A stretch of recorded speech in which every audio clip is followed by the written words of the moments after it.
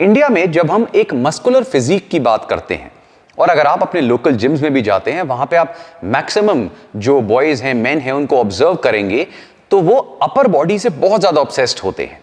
बिगर chest, बिगर back, बिगर arms, बिगर shoulders. वो चाहता है कि हमारी अपर बॉडी जो है वो और मस्कुलर हो, साइज में बड़ी हो। लेकिन आज भी जो मेजर प्रॉब्लम्स देखने को मिलती है वो मिलती है लोअर बॉडी में। दो सोशल मीडिया के थ्रू अब काफी ज्यादा नॉलेज बढ़ रही है और लोग अपनी लोअर बॉडी पे ध्यान दे रहे हैं, लेकिन अगर आप आज भी ऑब्जर्व करेंगे तो कॉमनली आपको ऐसे लड़के मिलेंगे जिनको होता है chicken leg syndrome. Chicken leg syndrome in simple terms हुआ जिनकी अपर बॉडी तो बड़ी होती है लेकिन जो टांगे होती हैं वो पतली होती हैं, जो हिप्स होते हैं वो एक्चुअली फ्लैट होते हैं। क्योंकि मैक्सिमम लोगों को इंडिया में कभी भी जब हम मस्कुलैरिटी की बात करते हैं तो लोअर बॉडी स्ट्रेंथ का, मस्कुलैरिटी का जो एक्चुअल यूज है वो कभी बताया नहीं गया। उसके अलावा अगर हम बड़े अपर बॉडी या बड़ी आर्म्स या चेस्ट की बात करें तो इंडिया में ये एक सेक्स सिंबल की तरह माना जाता है। और अगर आप बॉलीवुड में एक्टर्स वगैरह को भी देखें, स्पेशली मैं इंडियन एक्टर्स की बात कर रहा हूं, तो वहां पर भी उनका जो मेजर फोकस होता है वो अपनी अपर बॉडी ही डिस्प्ले करने में होता है। वो अलग बात है कि इनमें से मैक्सिमम एक्टर्स खुद चिकन लेग्स लेकर घूम रहे होते हैं। हाउएवर अगर आप यूरोपियन कंट्रीज में जाते हैं या आप यूएस वगैरह में, ऑस्ट्रेलिया में कहीं पे जाते हैं तो वहां पर आपको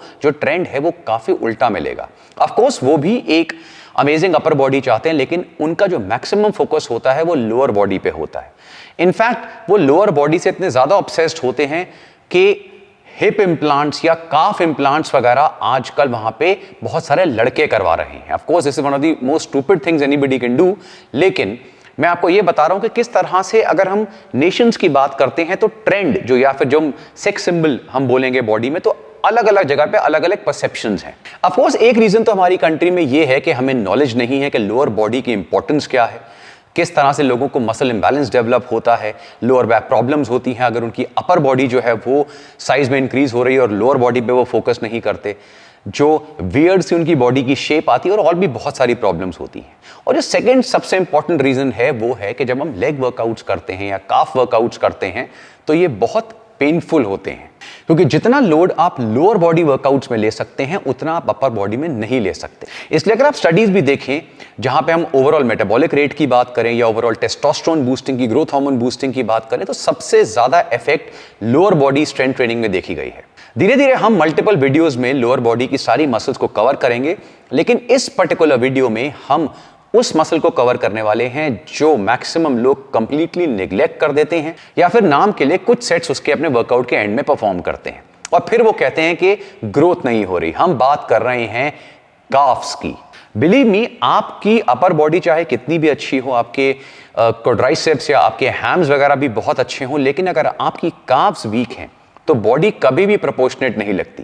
क्या आपको पता है कि आर्नोल्ड ने भी अपनी यंग एज में यही गलती करी? इनफैक्ट अगर आप उसकी पुरानी पिक्चर्स देखेंगे तो मैक्सिमम जो पिक्चर्स हैं वो पानी में खिंचवाई गई हैं, जहां पर उसकी जो काफ्स है वो पानी में छुपी हुई हैं, क्योंकि उसकी काफ बहुत ज्यादा अंडर डेवलप्ड थी।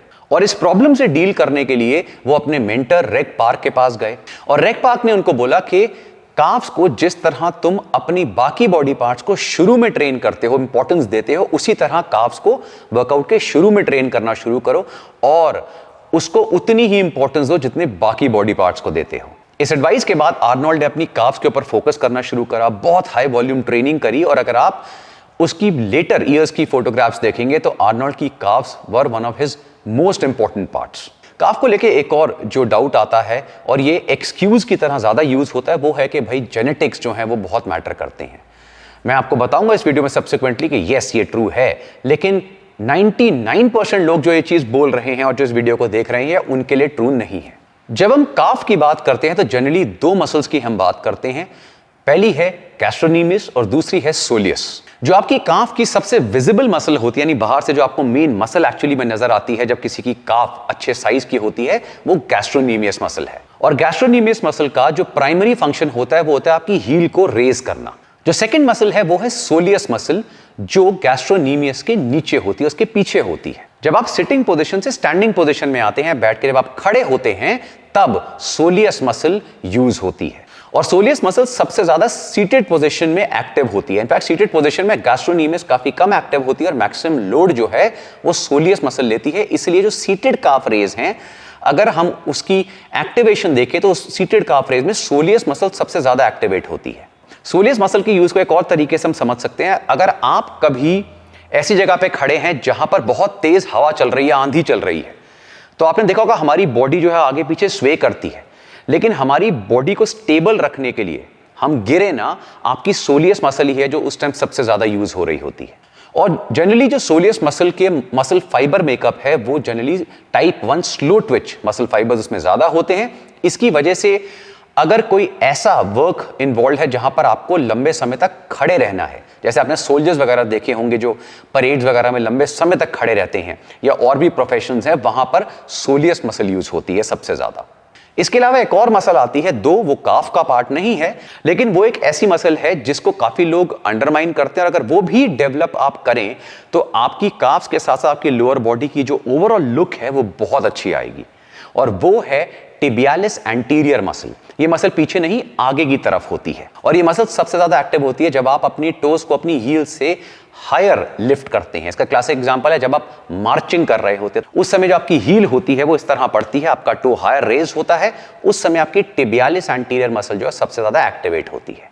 जैसे हमने देखा कि अगर आपकी काफ मसल अच्छी डेवलप्ड है तो जो लोअर बॉडी में स्ट्रेंथ है जिससे आपकी फॉल्स वगैरह प्रिवेंट हो सकती हैं, और ये चीज एल्डरली में बहुत ज्यादा देखी गई है। स्टडीज में दिखाया गया कि अगर एल्डरली की काफ मसल को प्रॉपर्ली डेवलप करा जाए तो जो उनको फॉल्स की प्रॉब्लम होती है, गिरने की वजह से जो उनको फ्रैक्चर्स हो जाते हैं, वो काफी हद तक प्रिवेंट करे जा सकते हैं। अब हम बात करते हैं कि गैस्ट्रोनीमियस और सोलियस मसल्स का जो फाइबर मेकअप होता है, मसल फाइबर मेकअप है, वो कैसा होता है।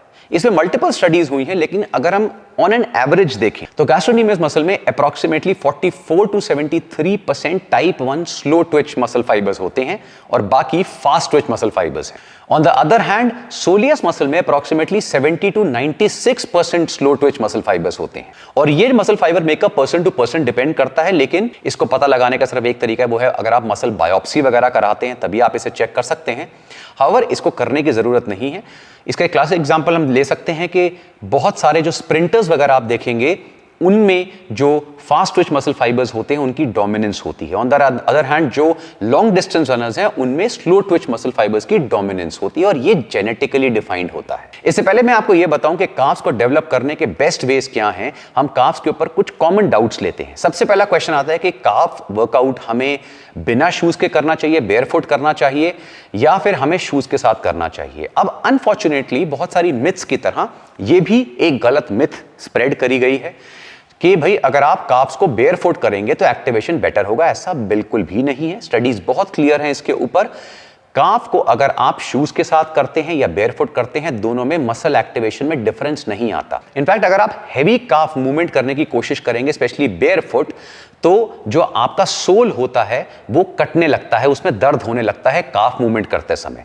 और उस समय अगर आप बेसिक फुटवेयर पहन के उसे कर रहे हैं तो एक तो नीचे तले में या सोल में दर्द नहीं होगा, और आप ज्यादा हेवियर लोड लिफ्ट कर पाएंगे ज्यादा समय तक। सेकंड पॉइंट, अभी हमने देखा कि जब आप बैठे होते हैं तो आपकी जो सोलियस मसल है वो सबसे ज्यादा एक्टिव होती है। इसलिए स्टडीज में भी यही दिखाया गया कि जब हम स्टैंडिंग काफ रेज परफॉर्म करते हैं उस समय आपकी गैस्ट्रोनीमियस मसल सबसे ज्यादा वर्क करती है, एक्टिवेट होती है, और जब हम सीटेड काफ रेज करते हैं तो आपकी सोलियस मसल सबसे ज्यादा एक्टिवेट होती है। अब ऐसा नहीं है कि बिल्कुल इंडिविजुअल मसल्स ही एक्टिवेट हो रही हैं, ऐसा नहीं है, दोनों मसल्स एक्टिवेट होती है, लेकिन percentage of activation in movements में डिफर करता है। अब मैं आपको बताता हूं वो तरीके जिससे आप एक amazing set of calf muscles develop कर सकते हैं। सबसे पहला, काफ्स को अपनी प्रायोरिटी बनाइए। देखिए, एक्सरसाइज फिजियोलॉजी का जो बेसिक प्रिंसिपल्स हैं उसके हिसाब से अगर आपको कोई भी वीक मसल को डेवलप करना है तो उसको आपको प्रायोरिटी पे लेना पड़ेगा, उसको एडिक्वेट अमाउंट ऑफ वॉल्यूम और इंटेंसिटी देनी पड़ेगी। अगर आप ये सोच रहे हैं कि अपने वर्कआउट के जस्ट एंड में मैं 3 सेट मार लूंगा काफ्स के और फिर दुनिया को आप बोलेंगे मेरी काफ डेवलप नहीं हो रही, तो ऑफ कोर्स आपकी काफ डेवलप नहीं होगी। इसलिए अगर आप एक सेट ऑफ काफ्स डेवलप करना चाहते हैं तो सबसे पहले उसको प्रायोरिटी पे रखिए, उसको उतना वॉल्यूम और इंटेंसिटी दीजिए जितना बाकी पार्ट्स को देते हैं। इसके लिए मैं आपको एक बहुत सिंपल तरीका बताता हूं। मैं पर्सनली इसको सालों से अप्लाई कर रहा हूं, क्योंकि कई बार लोअर बॉडी स्पेशली लेग्स करते हुए मेरे पास भी इतनी एनर्जी नहीं होती वर्कआउट के एंड में कि काफ्स को मैं ध्यान दे पाऊं। इसलिए मैं कभी भी लोअर बॉडी के साथ काफ्स को करता ही नहीं हूं। ये काफी आपको सुन के अजीब लगेगा, लेकिन लेट मी टेल यू, आपकी लोअर बॉडी में ऑलरेडी बहुत सारे पार्ट्स हैं which include your quads, your hams, your glutes, ये सब आते हैं।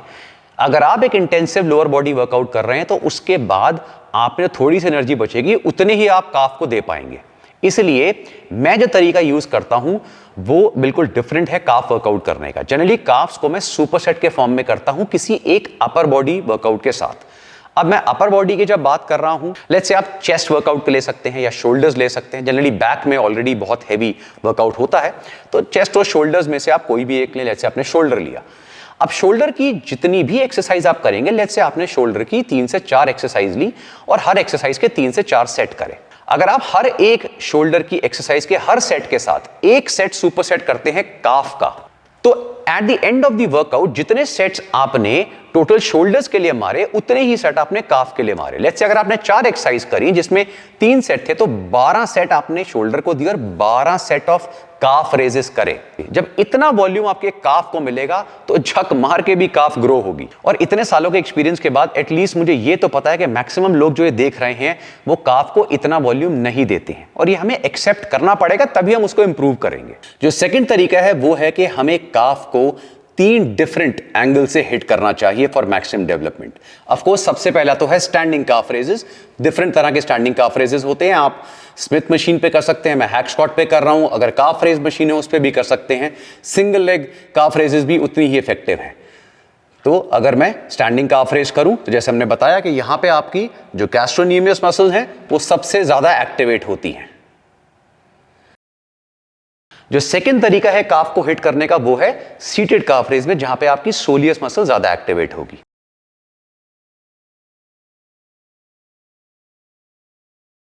और जो थर्ड तरीका है वो है टिबियालिस एंटीरियर को वर्कआउट करना। अब टिबियालिस एंटीरियर को हम केबल से भी कर सकते हैं या फिर हम स्टैंडिंग टिबियालिस एंटीरियर रेजेस कर सकते हैं, जिसमें हम एक हाथ में डंबल पकड़ के दूसरे से बैलेंस लेंगे और इसको रेस करेंगे।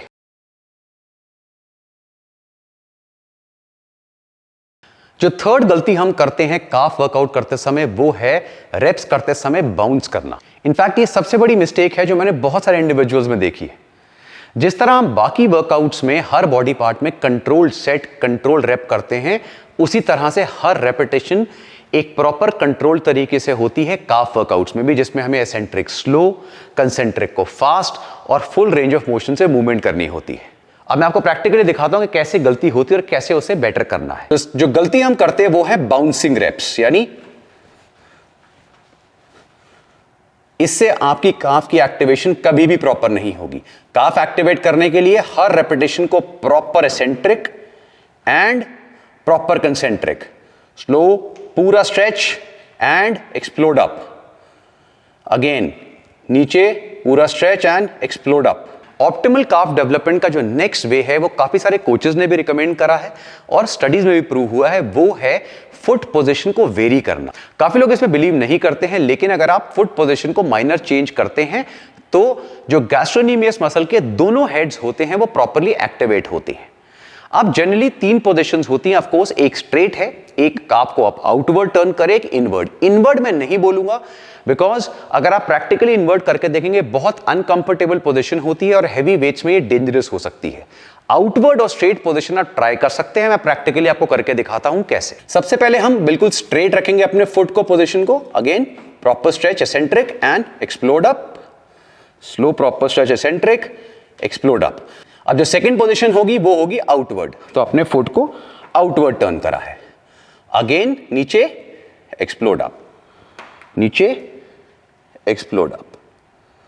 जो नेक्स्ट अमेजिंग तरीका है अपनी काफ्स को डेवलप करने का वो है कि अगर हम अपने वर्कआउट्स में कुछ प्लायोमेट्रिक मूवमेंट्स जो हैं उनको इंक्लूड करें, कुछ एक्सप्लोसिव मूवमेंट्स को इंक्लूड करें, तो आपकी काफ की एक्टिवेशन अमेजिंग तरीके से होगी। इसका क्लासिक एग्जांपल है, अगर आप स्प्रिंटर्स को देखें, फुटबॉल प्लेयर्स को देखें, साइक्लिस्ट वगैरह को देखें और उन एथलीट्स को देखें जो कंटिन्यूअसली अपने फुट पे रहते हैं, उनकी काफ डेवलपमेंट अमेजिंग होती है, क्योंकि वो कंटिन्यूअस मूवमेंट्स के साथ साथ स्ट्रेंथ ट्रेनिंग और प्लायोमेट्रिक यानी एक्सप्लोसिव मूवमेंट्स बहुत सारी करते हैं। अब अगर आप फील्ड में ये कर सकते हैं, वेल एंड गुड।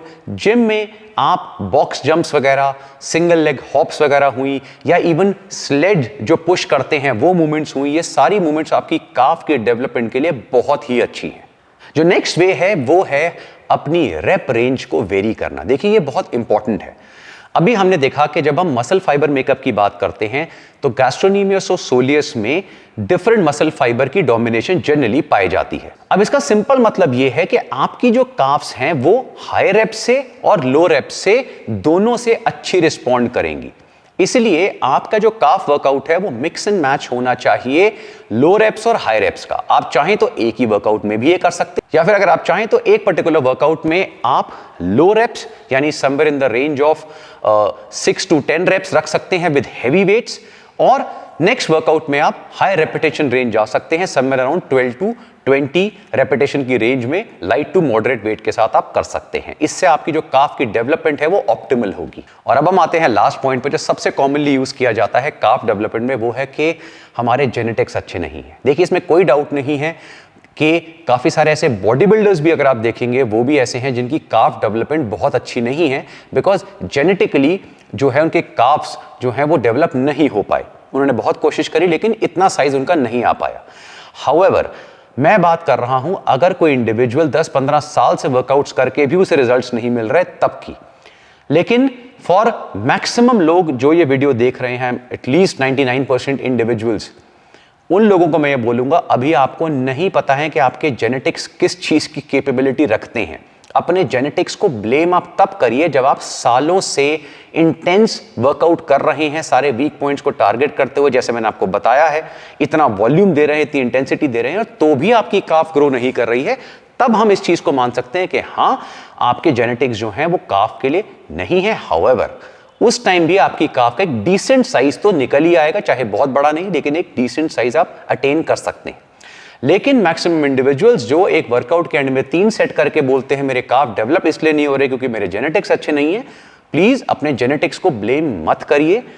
किसी भी बॉडी पार्ट को डेवलप करने के लिए बहुत हार्डवर्क और पेशेंस चाहिए।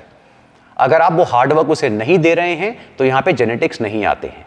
इसका एग्जांपल मैंने अभी आपको दिया है, जब वर्ल्ड क्लास बॉडी बिल्डर जैसे आर्नोल्ड जो इतने वीक काफ्स की प्रॉब्लम से सफर कर रहे थे, जब वो इतनी मैसिव काफ्स डेवलप कर सकते हैं, वो भी 60-70s के एरा में जब कोई टेक्नोलॉजी नहीं थी, कोई मेजर साइंस नहीं थी, प्योरली हार्डवर्क और अच्छी गाइडेंस के थ्रू, तो ऐसा कोई रीजन ही नहीं है कि आप लोग क्यों नहीं कर सकते। आई होप एक अमेजिंग सेट ऑफ काफ्स को डेवलप करने की जो टिप्स थी वो आपको मिल गई होंगी। अब मैं चाहूंगा कि आप प्रैक्टिकली इन टिप्स को अप्लाई करें अपने जिम में और एक अमेजिंग सेट ऑफ काफ्स को गेन करें। अगर आपकी साइड से ऐसा कोई पॉइंट है जो आपको लगता है मैंने मिस कर दिया है तो प्लीज कमेंट सेक्शन में जरूर बताएं। और ऐसे बहुत सारे अमेजिंग वीडियोस के लिए देखते रहिए वी आर स्टूपिड।